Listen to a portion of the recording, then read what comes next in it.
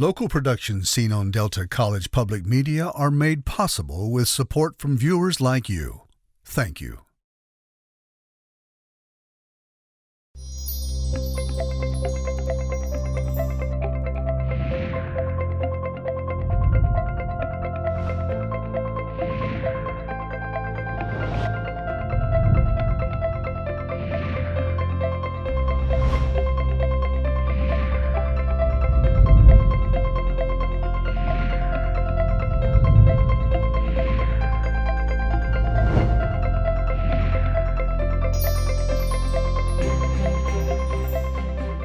Hello, everyone. Welcome to Junia Doan's The Spark.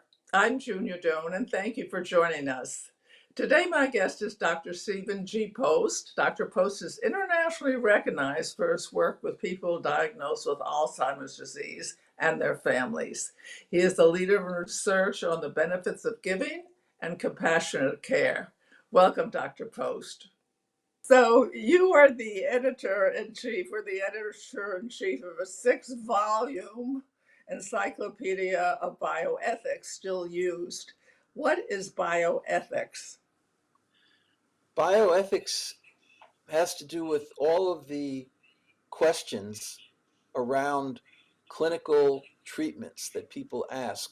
Do I really want to have a feeding peg when I'm at the end stage of dementia? What do we do with a baby that's born prematurely at 20 weeks?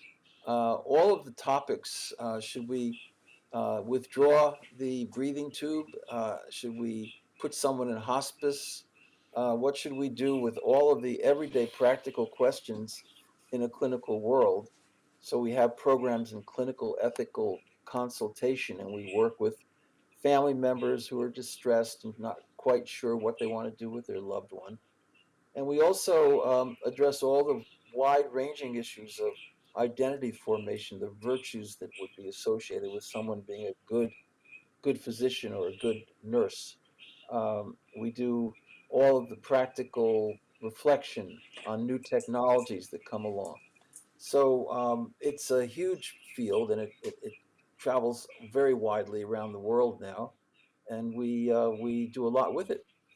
So does that depend on the values of the culture or the values of the particular people involved in the discussion? It certainly needs to be culturally sensitive, and there is a humility involved. It's not simply a matter of importing Western values on non-Western parts of the world. One has to be somewhat inductive and listen attentively and be able to communicate with people of all different backgrounds. Not that one necessarily simply says, okay, it's a carte blanche and anything goes. There are certain norms about do no harm and about beneficence and about respect for persons. But in general, yeah, we try to be very sensitive to cultural differences. One of the concerns I have as I read some of the government programs on health not only limit access, but they limit based on age. And I'm wondering if that qualification or quantification is going to end up in a bad place where you say, well, they've lived long enough, let them die, or something like that, or the person who's of years is actually encouraged, you've had a good life, time for you to move on, give you the money to whomever. Um, so is there a downside to Well, this? age itself is never a good predictor of anything because some people age in a very healthy way and some people do not. But even going back 30 years to the United Kingdom, they were uh, rationing dialysis machines according to age and nothing else, just pure age. So if you were 60 or older, you did not get dialyzed. Uh, People in the United States even wrote books called Setting Limits. And there were people who suggested that, well, you've lived a pretty full life. Now it's time to get out of the way. And the best way to do that is to die. If you look at it from a purely economic point of view, of course, an awful lot of our healthcare dollar goes to older individuals who need a lot more care than younger ones do. I would suggest that that's not acceptable, that age alone, again, does not work. You want to look at each case individually. You have to assess uh, an individual's likelihood of uh, surviving an intervention. You have to ask them very carefully what they would prefer, and you've got to take it one by one. There's no such thing as ethical rationing by age. So we actually wrote a book. One of my friends uh, that was critical of this, and we had a foreword by the then Surgeon General C. Everett Koop, who was the Surgeon General under Ronald Reagan, and this was many years later, but he just had open heart surgery, and he wrote a beautiful foreword, and he said, I'm 85 years old, and I've had a very successful surgery, and I'm glad I'm alive, and I love my grandchildren. So what can you say? Can you deny anybody anything simply on the basis of age, which is so arbitrary? I don't think so. But it's tempting, and you do hear it talked about. Thank you for sharing your view and what's being talked about. Both important to know. Um, you talk a lot about givers of healthcare and how important it is for them to be spiritually, I don't know, is it clean or that's I don't mean it that way. What I mean is not worn out, not depleted, not resentful, that they're spiritually aligned either with a word that's not used very much anymore, their duty or their dedication to the person or to the idea of being helpful and be of service. Um, what do we know about the range of reaction? How long can you be a healthcare family member and do this without supplementation of something? Well, it varies greatly from individual to individual, but yes, there is a very significant problem of burnout, both among physicians and among nurses, and of course among clinical social workers. So we try to be careful about that. We don't want to drive people too hard. The system needs to give people an opportunity to form community around those stressors in their lives. People need a certain kind of variation in their experience, and they need to feel that they're valued. They need to feel that the institution uh, uh, honors their deeper motivations that really were present when they came into these fields. Unfortunately, it is true that after a certain amount of time, if people are just going from point A to point B, doing routine tasks, and also under kind of financial pressures and temporal pressures, they can become burned out, and we worry about that. So we have all kinds of little community mechanisms and support groups. Uh, and of course, it's not enough just to say, well, why don't you do yoga or meditate or try a Mediterranean diet? The problem is that the healthcare systems are really not very constructive in terms of creating an atmosphere where healthcare givers can truly thrive and feel their compassion in a deep way. That's a problem, and they say in coal mines that the miners will bring a canary down in a cage, the canary in the coal mine, just to make sure that the air is okay. And if it's not okay and the canary keels over and dies, well, it's not a good day to go to work. So we need environments which are not putting wonderful, highly motivated professionals in that situation where they burn out, because really it's not so much that they burn out, but they're injured by their environment, which is insensitive to the opportunity they need to talk with patients, the opportunity they need to connect with one another, and so forth. So it's a big problem, and there are occasionally even suicides among doctors and nurses, and that's really very tragic. What is the role of positivism, another area you're interested in, and optimism in MDs, nurses, social worker, family members who are the healthcare givers? Well, positive psychology has a big place. Things like humor, forgiveness, kindness. gratitude, all these expressions that are positive in nature, compassion, they make for more successful and longer careers and a better environment. So we're always trying to think creatively about how we can enhance the environment through positive psychology. Of course, when we think about the patients, it's mainly disease based. Do they have this disease or that disease? How are they experiencing this illness or that illness? But when it comes to professionals who are on the job, we have to try to create an environment which brings out the best. And a lot of these things I just mentioned are highly protective in terms of maintaining their health.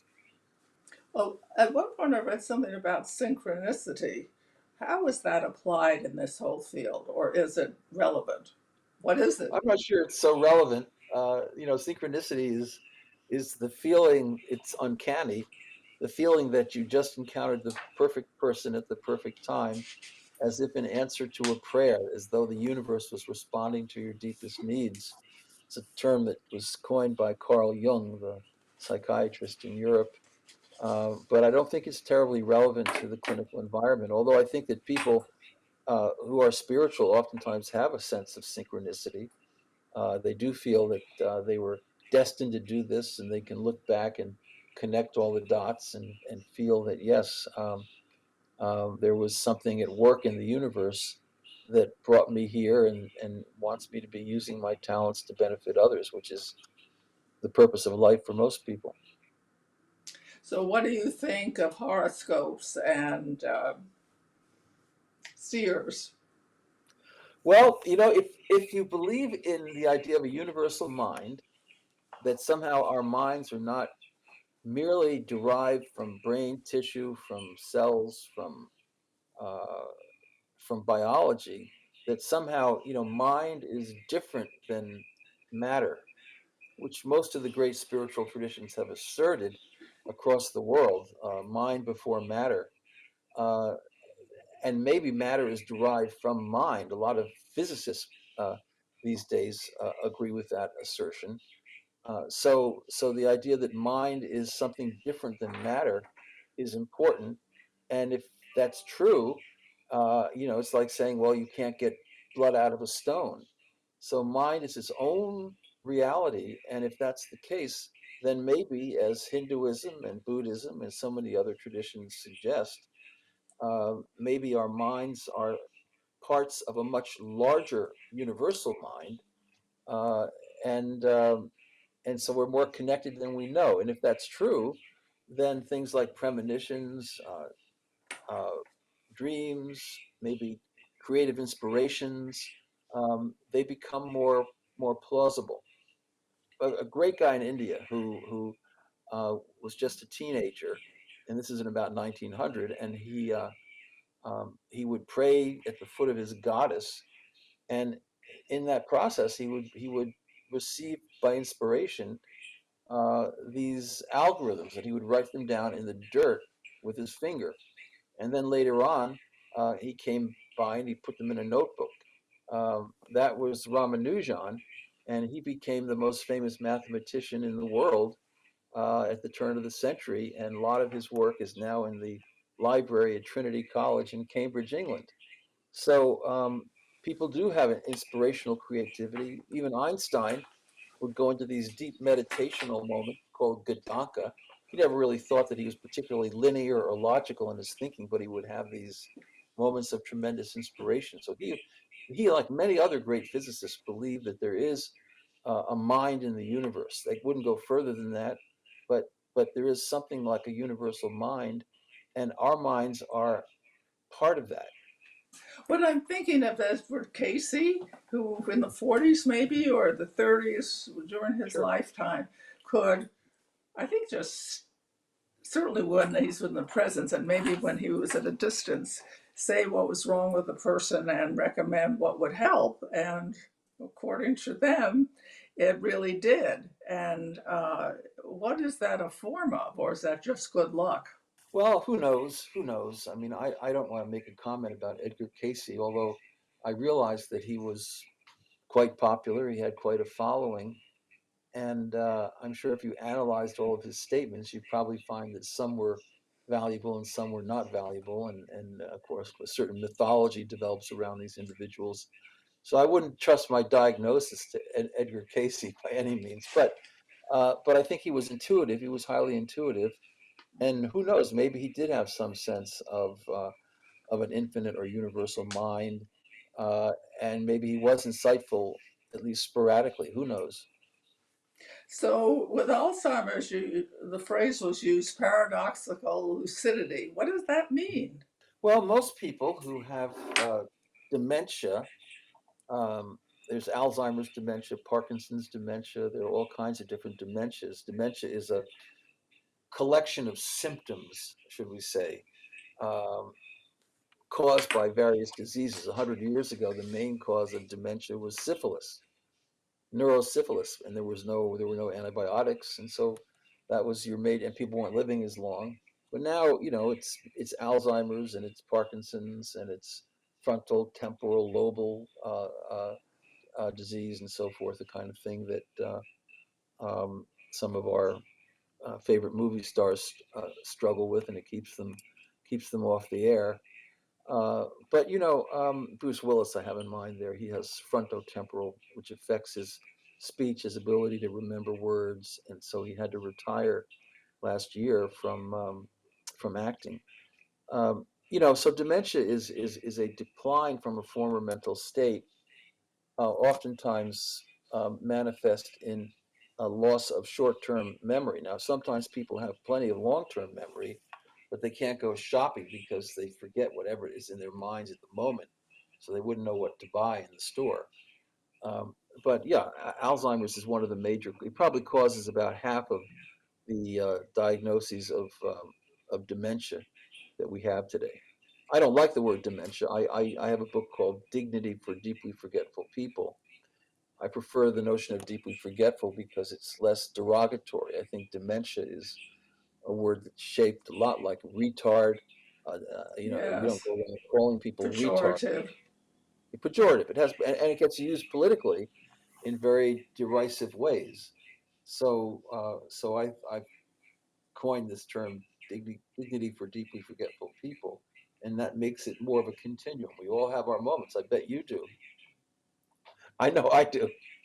Even my 6-year-old grandchild at the time forgot something. And I thought, I started giggling inside. I thought, it's all what you say it is. Yeah, You that's were right. a colleague of John Templeton and Yes. started the Institute for Research on Unlimited Love that does conferences and other things. What is the approach, or what are you trying to teach or learn in that environment? Well, Sir John was a very spiritual man, and he was interested in human love, but he also felt that there was a higher form of love in the universe, one that was perfectly wise, perfectly energetic, perfectly universal, that wasn't myopic, that wasn't flickering on and off. So he wanted to study the experiences that people have across cultures of this unlimited love, pure unlimited love, a love that isn't limited by selfish tendencies, and most human love is at some point or another.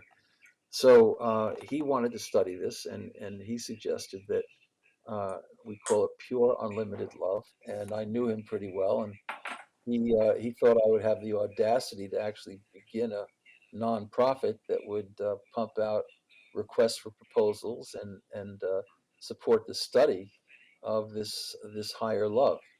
And there's lots of things that you can say about it, but in fact, even though in today's world an awful lot of people don't go to synagogue or church or whatever the formal religious entity might be, it's still the case that, based on a national survey that we did, 80% of American adults, this is a random sample, will tell you that they have experienced directly uh, this kind of divine higher love. Whether they call it God's love or not is really not so important. And they've said that it quickens their compassion, makes them more humble, and gives them more of a sense of purpose in life. So that's pretty good.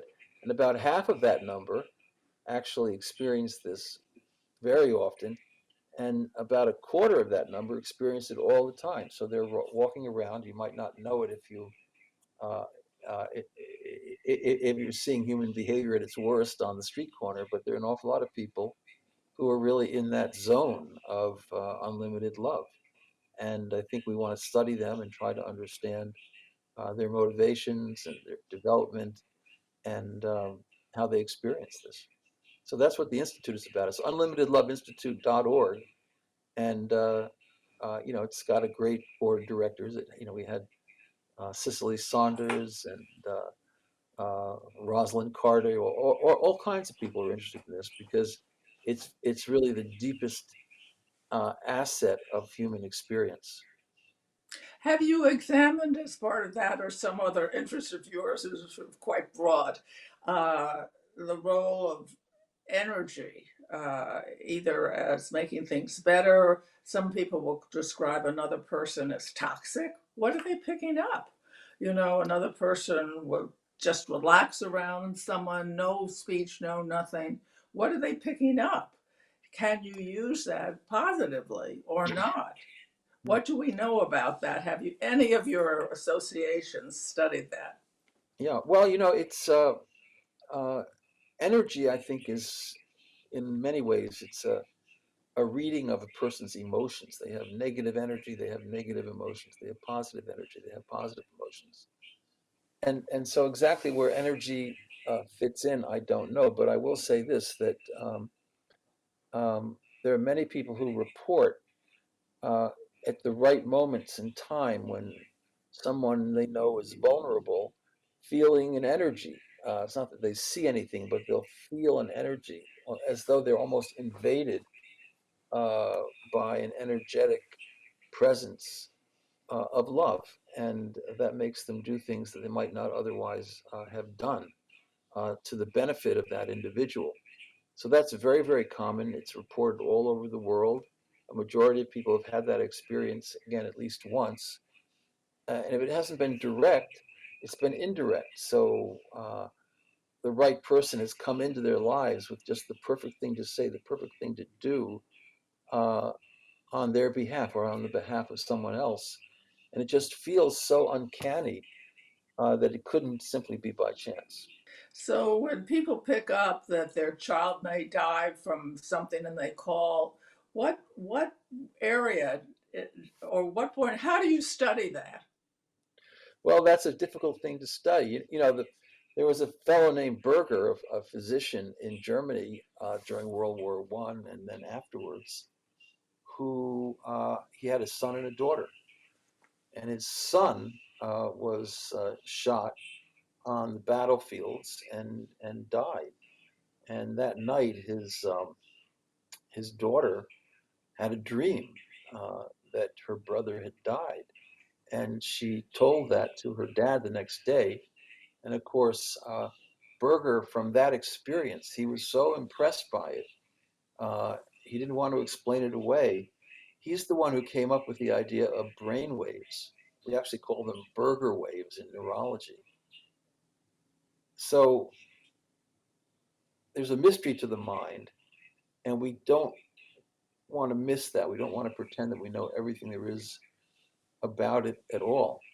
I I knew Sir John Eccles, who was a Nobel Prize laureate at the University of Chicago, and Eccles discovered everything we know about the interaction between brain cells, the synapses.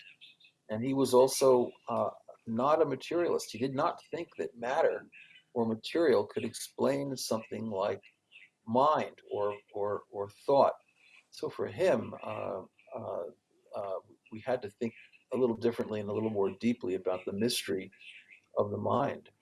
So absolutely, people have these experiences and they have an impression on them. Uh, Even when I was a young guy, I was at Reed College in Portland, Oregon, for a while, and uh, was caught up one night in a motorcycle uh, problem. I jumped on a motorcycle with a fellow who drove off in the rain and the freezing cold in Oregon. and hit 180 miles an hour. And I really thought I was dead. And he did drop me off back on campus. And then I crossed the ravine, got to my dormitory, and I never picked up the payphone. But for that moment, I felt sort of pushed to pick it up. I picked it up. I said, hello. And it was my mother calling from New York. And she said, thank God you're alive. I just woke up from sleep. It was, 2 in the morning there. And I thought you were dead. And I said, Mom, that was just about right. And I thought I was dead too. And we had a long conversation. So I felt that maybe there is this kind of universality to mind, and that these kinds of experiences are not simply to be um, diminished or derided. We don't know that much about them, but I think we'll learn more about them. Thank you. I have to end it now. This has been a fascinating conversation about the future in its own way, understanding mind, understanding love, understanding compassion and living it, choosing to live in it, with it, or for it. And to remember you're also a body person and you have to sustain yourself, or whether you're a doctor, a nurse. To contact Junia, send her an email at juniadonsthespark@gmail.com. For more information, program schedules, and news about future guests, go to www.juniadonthespark.com. Thank you for joining us. See you next time on Junia Doan's The Spark.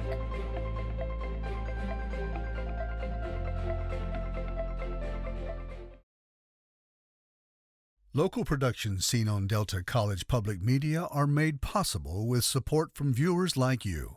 Thank you.